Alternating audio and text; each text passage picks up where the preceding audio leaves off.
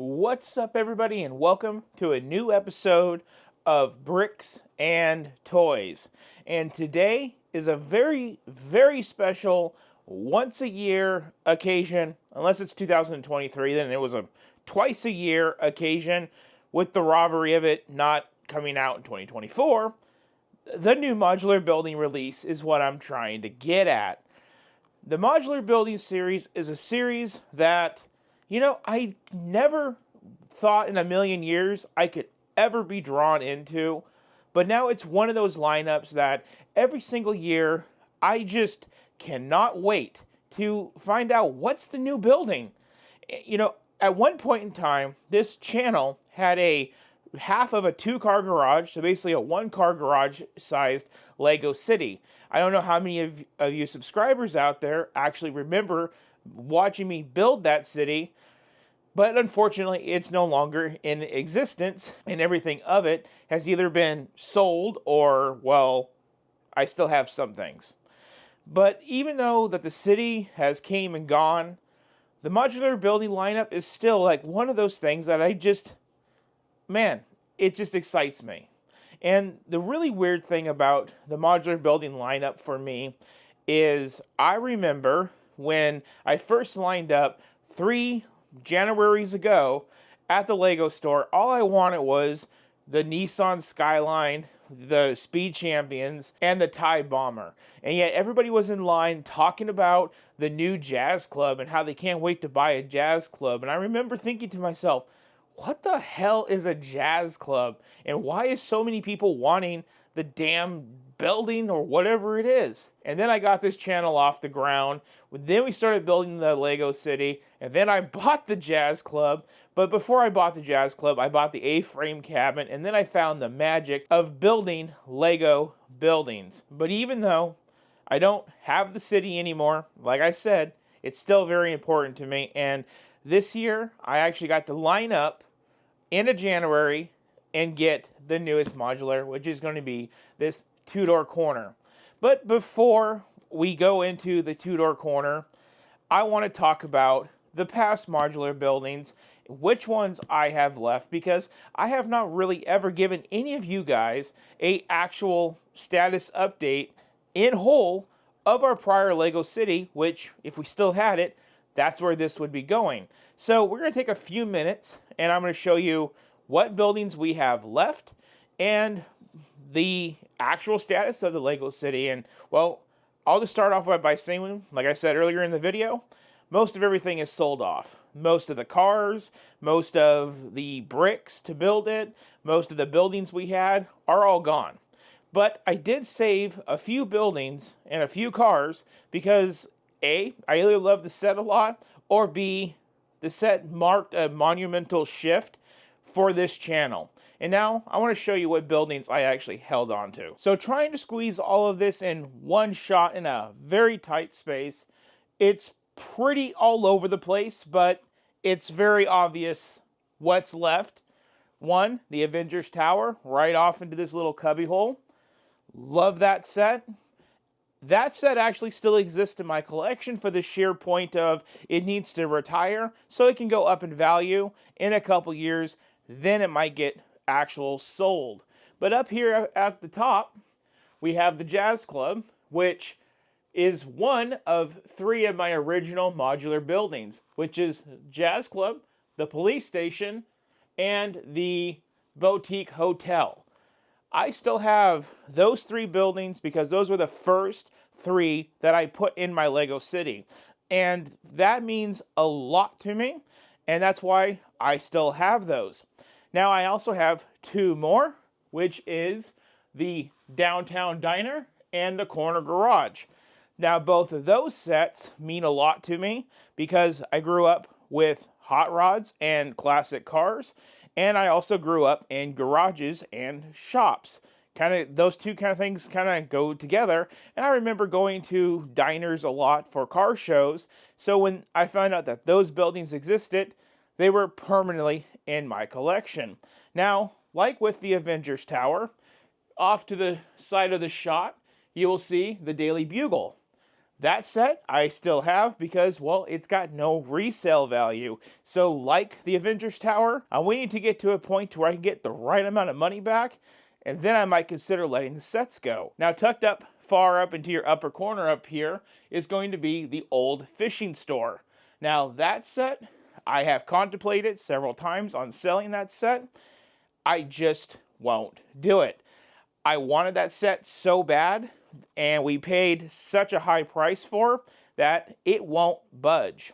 Now, besides those, we also have the miniature Lego store, the miniature Ministry of Magic, the Sanctum Sanctorum, and the Friends condo. Those smaller buildings, each one of those means something to me. The Friends condo, my daughter likes that because it's made with pink and girl colors. That's why that one stays. The Ministry of Magic, I like Harry Potter, so that's why that one stays. And then the Lego one, that one stays because it's, well, Lego. Lastly, the Sanctum Sanctorum is in the same boat as the Avengers Tower and the Daily Bugle on it needs to retire already, go up in value, and then we can see about selling it. Now, there is one more right out of shot, and let me show you that one here. Now, most recent and definitely not least is my modified Natural History Museum from December 2023. That was the building that we were robbed of the January 2024 releases because it came out a month early. Now, like I said, this set is modified, and that's because I kept the souvenir and the coffee store that I built to make it look bigger and also more complete. It's a set that I'm really proud of, and even though it's modified, you can still take off those two ends, and the set's in its original condition, and it's worth every penny that it's ever been worth. And now that leads us to the Tudor corner. Let's go. So as you guys can see, there isn't a lot left, and what's left is either here because it's waiting to gain value or it means a lot to me.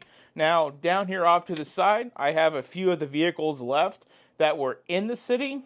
All of the minifigures that I bought specifically for the city, I still have those off to the side. And most of the cars, I just finished selling those back in December as part of my 30 sets that I sold. So now that we're done with the walk down memory lane and the nostalgia trip, let's get into 2025's Tudor corner. Man, I am so excited for this set. I just hope that I'm telling you guys the correct name, because I don't know if it's Tudor or Tudor. Okay, you know what? It's Tudor for now. Please don't be mean in the comments if I'm not saying it right. So this is set number 10350 with 3,266 pieces. This being an 18 and older icon set, the box is exactly what we would expect. Black box, greebled band that covers the bottom of the box. Now in this particular case, we have the set imposed with kind of a teal hue around the set, and that greebled band around the bottom that soaks the bottom of the box up is in a dark green. Now, one thing I do notice on this, like with the Natural History Museum, but I'm not sure if the Jazz Club had it, gotta check, I don't really remember. We have a logo up here that says the Modular Buildings Collection. So as of recently, LEGO is actually acknowledging that this is its basic own lineup and not just a icons set. It's the Modular Buildings Collection with a really cool logo of the Natural History Museum and the Jazz Club right next to it, along with this new set. So I wonder if that little graphic is going to change over time as they come out with more buildings, and they'll just knock the Jazz Club off, have the museum, have this, and then the new one from a year from today. Tudor corner right there with the nice little things on it. And then we just got the set, like I said, imposed, and this thing just looks incredible. People have been talking for a long time about a hospital or some type of city building that go with a fire department and the police station. And to get this, which is kind of another like a bed and breakfast kind of place, you know, maybe I should have researched what a Tudor corner would be here in American lame terms, because this is clearly not something that I'm familiar with to what a Tudor corner would be. To me, a tutor is a teacher that comes in and like teaches you outside of your normal school studies to make sure you're ready for your school studies. So a building called that is kind of like odd to me. And I'm pretty sure as I build the set, I will learn more about what a Tudor corner is through building this set, or at least I hope to. When it comes to the buildings of Lego, I am a car, Star Wars, collecting Lego nerd. But I have a weird fascination with these buildings, and I like to keep it as foreign as possible through the building experience and try not to know a whole lot of what I'm getting into before the build. Let's continue looking around the box. Up at the top, we got a 1-to-1 of one of our minifigures, and then we have a row of our minifigures, and it looks like we're going to have some type of shopkeep mannequin right here, because that is a minifigure with no face. So, like what Lego has done in the past, using minifigures for statues and mannequins, it looks like they're going to do it again with that. So maybe there's going to be a store as part of this. Up here at the top, we got a minifigure up at the top of the building with a little portion of the building. And then over here at the side, we have it in different languages, the do not eat it, and looks like be the country of origins. Looking at the very bottom of the box, we got the traditional Lego.com, recycling information, barcodes, and legal eagles and all of that. And then on the back of the box, we have, well, the Natural History Museum with this in the corner leading to the Jazz Club. We can expect 3 different levels with this, the base level, the mid level, and then upper level, with a little extra ceiling piece where the roof comes together right up here. I wonder if that's going to open up any way to access what's inside of the building, or if we kind of got to like look around and reach around with that little section of the roof that does come off. Again, I'll know more about this as it comes to me, and that's when I actually build the set. Of course, this is going to be about 10 inches wide because it is a 32 by 32 base plate sized set, and it's going to be about 12 inches tall. And again, looking at the back of this box, we can see that it pairs its height very well with the 2 prior modular buildings. With all of this going on, it's kind of hard on the back of the box to separate what's Jazz Club, what's Natural History Museum, and what is the Tudor Corner. But overall, the action seems great on the street with these, and the set just looks really well detailed. Along the bottom, we have, well, a warning that these 2 buildings are not included in the set. I would hope not for $230. That is the retail price of this set. But we do have some pictures of looking into the set to what we can kind of expect. So here we have a room with a couch, with a minifigure on the couch with a cat. Then it looks like we have another room which looks to be like a kitchen area. Then another room with a vacuum cleaner and some clocks, maybe a clock repair place in there. Then we have a guy feeding a fish to a cat, so maybe that leads back to it being a restaurant as well. So you kind of get my idea of a bed and breakfast type restaurant going into a watch repair place, maybe on another floor. And then we have like a seating area with some coffee and 2 minifigures having a conversation. That's where I'm kind of getting my idea of a Tudor corner, maybe being a bed and breakfast, restaurant, coffee shop type place. And then as usual, Lego will put either a different type of business on the upper floors or a different type of residences. That's what was kind of funny when people would see my Lego city, because my Lego city was made of mostly modular buildings. People would always say, where's all the houses for all your minifigures? Well, a lot of these buildings come with that built in. So that's why I never really worried about putting apartments and houses specifically in my city, because they were always on the upper levels of the modular building. So with all of that, let's bring you guys in to cut open this box and let's see what we have in terms of the build and see if we have any new surprises for 2025 and how maybe the book's done, the layout, maybe there's stickers in this set. We still got to find all that out. The only way we're going to find it out is by cutting open this box. So everybody, I'm trying to ring in the new year with bringing back some classic camera angles, putting a little bit more effort in with my shots. So hopefully this pour out is nice and detailed for all of you guys and a little bit more interesting than it is watching my fat face dump it out. So we got 2 pieces of tape. We're going to cut those to open up the box. Then we're going to open up the cardboard, and guess what? 2025 still have plastic bags. Now we're going on 3 years since the paper introduction. Opening it up, we can see inside of the box. Hopefully you guys get that shot. Not a lot of dead space in said box. Let's do our pour. There we are. And this set is fairly large. 3,000 pieces again. So with all of our bags out, we got to make our guess. I'm gonna say 15 bags total. Let's count them out and let's see if that's true. Okay, so I'm seeing some new stuff. I can't wait to go over it, but I think my guess of what was it, 15 or 16 bags was highly incorrect, because we got 19 and then we got 20. So we have 4 stacks of 5, which is 1, 10, 15, and then the 20. So now we can move these off to the side. So in addition to our 20 bags, we got a little bag full of plates, probably for a roof and the floor elements. We can set that aside. And then we got a new type of envelope right here.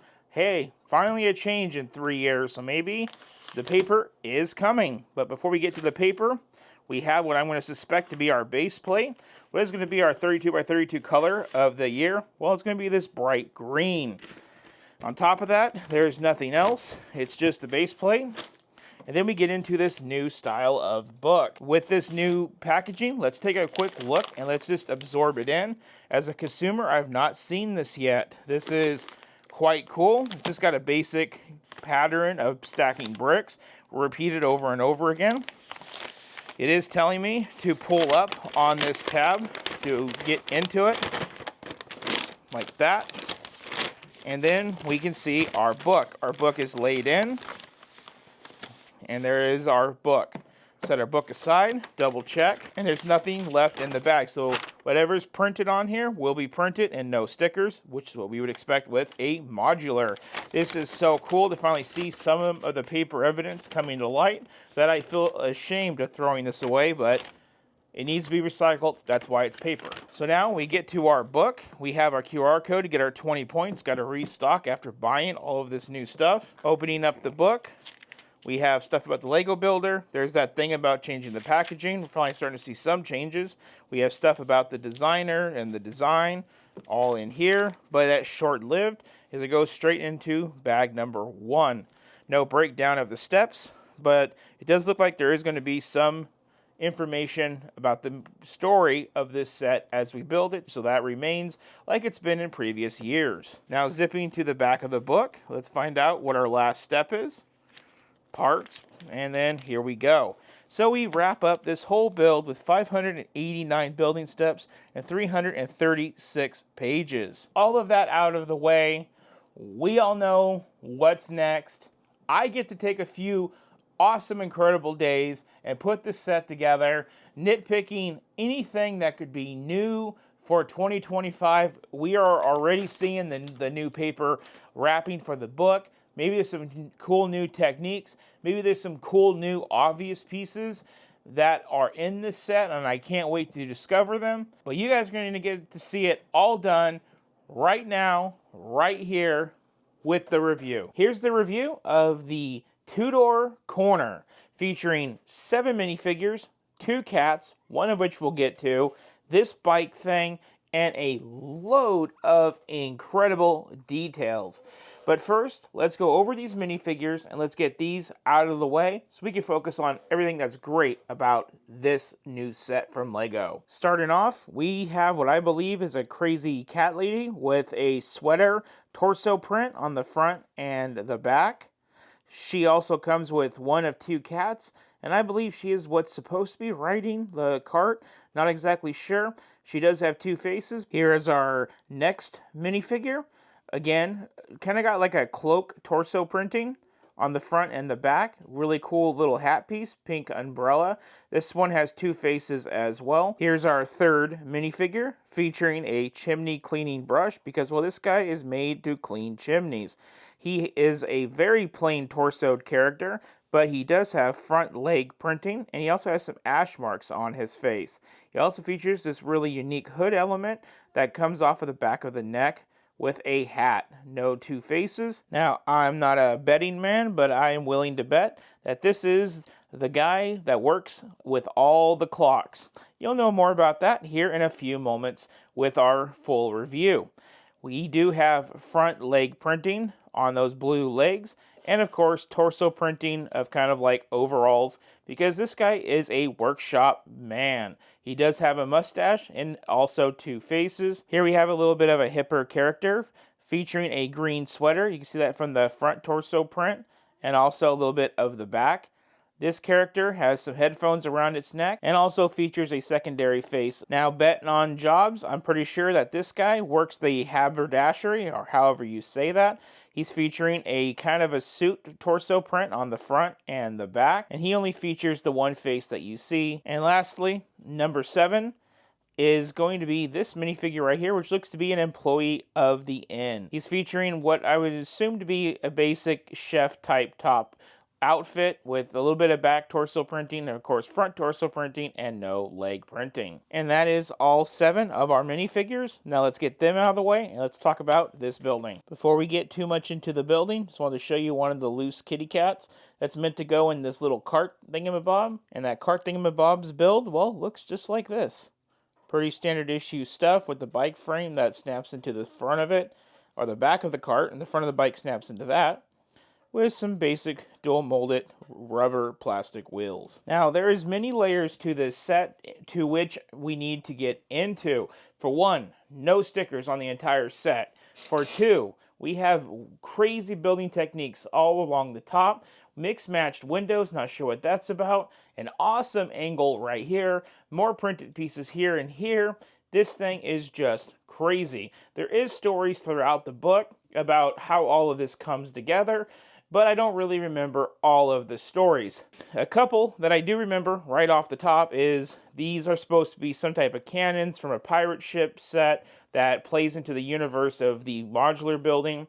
And these would be cannons buried into the ground to make this kind of, blockade to protect the corner of the building from anything that may come off of the street. The other thing is this weird angle of the building. One of the things I think sets this set off, from all of the others, and I really love this whole part, even though this is kind of a dead space up here. They said that this may be where the road once went, and over time, because this is hundreds of years old from what it sounds like in the descriptions, the road has eventually squared off and went flat. But back in the day, it went right up to it, and that's why we have this really weird angle. Other than that, everything is pretty much standard issue stuff with. But other than that, we can get into starting over here on the haberdashery side. Actually, let's go all the way around to the back of the set. And let's look at the back. So here on the side of the set, you're more than likely going to have another building right up against this. So this is not going to have a whole lot of detail. We do have 2 places to put friction pens in. We have our other cat, just like the other one, but this one is a white cat. We do have a little trash can with a fish inside of it, lime green colored, or a pastel lime green color. We have some nice little handle elements making the stairs, and the traditional other elements we would see to make stairs. Microphone elements to make these little knobs. Really simple elementary school textbook Lego stuff. We also have a nice little drain pipe right here. We have some weird heart little elements to kind of like define these leaves, and they go in a diagonal pattern of a small and a small and a big and a big. Little tiny window right there, a series of windows here, 2 green doors. This door comes out to a little tiny balcony, finished off with more little floral elements, and this door goes down to the stairs. So the time clock guy can get to his house, but what about the upper level? Well, we'll get to that. We do have a nice printed 4x4-ish, or bigger tile piece right here with the clock. And then we have another little floral element hanging over there. We got this kind of like this coral color brick with a normal flat brick look right here. And then we have this sideways build technique to make this, old school London or British architecture look with the different color of wood. I'm not sure what that's called as I'm American, but this is done in a technique that once would spell out building names at older modulars, but now it's just used to make a really cool fascia. Turning the set on its other side here, we have absolutely nothing to talk about on this. Just flat, boring walls of bricks, but we do have 2 connection points, and then we do hit a little door off to the side right there, which leads into another door on the other side, which I believe goes into a bathroom, but going into there goes into the actual set. We'll get to that in a minute. Now we turn it again, and now we get some really wild detail. Windows here, here, and here. We have more floral elements here and here and here. I think this is a new floral element right here. I've not seen that yet on these little sides. These lower fern pieces came out a couple years ago. I think I remember first using them in one of the Star Wars sets. Now coming down to this side of the building, we got nice little curved window pieces here with the flat little window glass panes. We got the nice smoothed off little bigger cheese slopes. Again, another little window right there. A little bit of a sideways building technique to give it some definition, and more little techniques to give it nice little stonework there. Coming over here, we have our first printed element, saying that's the haberdashery with some feather elements right there. Thought that was really nice. Overall, put together quite cleanly. We have our traditional light post right there, and then we have these two little clear columns with our glass front door with some nice tile work on the sidewalk. Coming on over, we have some R2-D2 type droid legs upside down to hold these plants here and here. We get more on this side, but we'll get to that. Then we come back into that salmon color, or that coral color right here, with that darker nugget to make this window. And we'll talk about why this window is weird, and, well, let me go this way. We have two more floral elements, like I said, and then we have more of that sideways building technique to give this old 17th or 18th century British, UK-ish, European-ish finish to the building. And then we can also see on this side of the building our first chimney, and also a little bit of the technique to make this really cool roof. And then lastly, the main front of the building. As you can see, starting off right here in the middle, we got that coral color again. We also got another clock face right there. But these windows do not match, unsure why. There is a tale about this building being old, and thus some things have changed, some things have not. Some things don't work anymore. I don't know if that's the designer's way of getting lazy, or it's supposed to tell a legitimate story. I'm going to lean more towards designers are getting lazy, trying to make things work, and putting things that don't have a purpose by saying, well, it's a 300-year-old building, yada yada. Anyway, we continue with the Star Wars elements to make this gold railing. Right here, we got the droid legs. Roger, roger, all the way through. Then we got more R2-D2 legs here, here, and here, with more of those floral elements. Like on the other side, we got this red little awning. I didn't mention it before.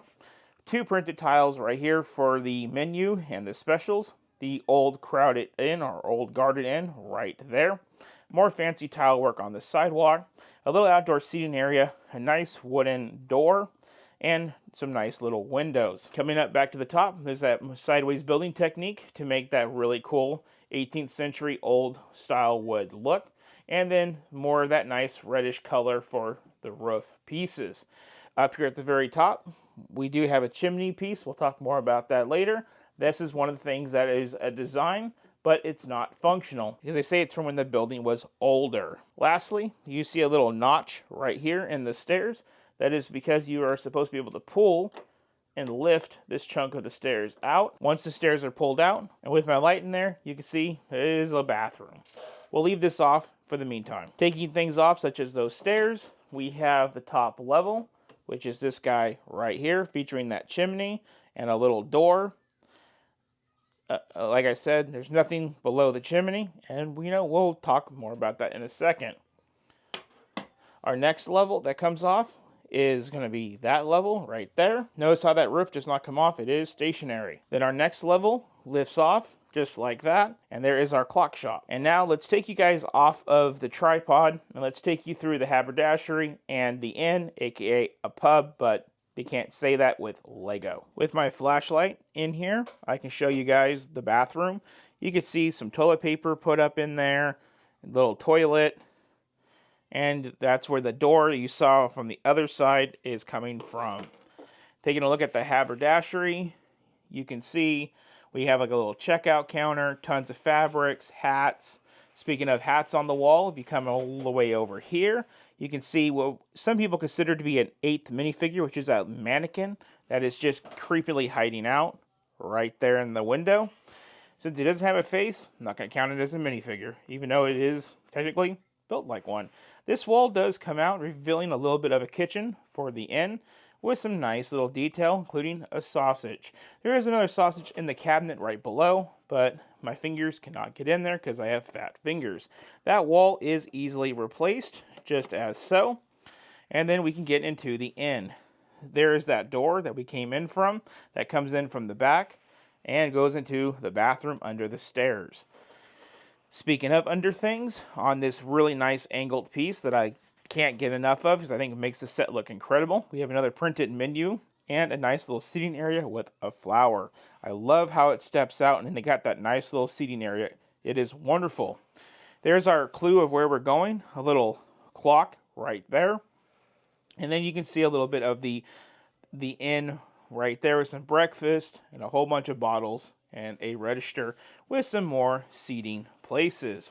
Coming back over here to the back, there's an up-close look at the cat and that fish that I mentioned earlier. Now, let's scoot this off to the side and let's go to our clock shop. Here we have the clock shop featuring, well, a clock right off to the side. And this was one of the most annoying things to build about the set, is all these tiny ass little clocks. We can see one is being maintained right here under the magnifying glass with a lamp, with a little toolbox right there, or a little kit box, you could say. Cuckoo clock on the wall. Another one right there. Grandfather clock right there. A bigger grandfather clock right over in that corner. And then another little one. Another clock and another clock. Two more clocks. Man, this thing really clocks it in, right? Going around, you can see that there is no tiling on the second floor, like we would expect with most modular buildings, but we do have a little rug tiled in there, and a little outdoor rug right there going out. We do have a little cupboard right here, featuring a vacuum cleaner shoved back up in there. Put my flashlight in there so you can see that little vacuum cleaner. So that would be like a little utility closet. These stairs right here come out to that door and go on up. The stairs do not move or come out. They are built in with the set. And then coming around one more time, you can see the inside of those curved windows and any other little details I forgot because I was too busy talking about clocks. Now with this gone through, we can drop this right onto the set. It clicks in very easily. Then we go to our final floor. This floor features, once again, that really cool roof. This, I thought, was two crowbars put together, but if you look close, it's actually one piece per window. This is built with using a bunch of little weird techniques that it's hard to explain. We have a cool little printed tile on the wall for a special cause. We have a nice little bookshelf. This is a living quarters without a bathroom or a kitchen, so I guess you got to use the guarded inn for its bathroom and for food. We do have a little cat tree for cats, coffee table, rug, and a couch. We do have a little bit of an area to where you can maybe wash up, use a sink.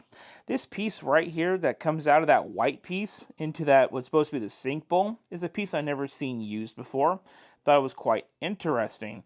We do have two little lights right above the couch, newspaper on the floor with a little basket. And as you can see, we're really having to angle the camera down in there. We have a pink little thing down there, probably a ball of yarn for the cats. We have a little insect, little terrarium, whatever you want to call it, with some beetle tiles in there. Thought that was really cool. And you can see how we get to that other little window. As you guys can see, besides this chimney, there is no room for the other chimney that goes, well, like that. But we do have those doors on the roof that are accessible by, see, this is another design flaw when you think about it. So this is your balcony door that comes out, and then you have your cat's food and water right there, and then you have these steps. These steps are responsible for going to our last layer, which is our roof, and coming out. But I guess when they remodeled the building throughout the years, because it's a hundreds of year old building, that chimney became useless, but they just kept it for design aesthetic. I'm just going to say the Lego designer wanted two chimneys, and that's their excuse to make it work without a function. Another thing that doesn't have a lot of function is the accessibility to this little apartment. It's like, how do we get up here? You can only go in from your apartment by going through the clock shop, not the end.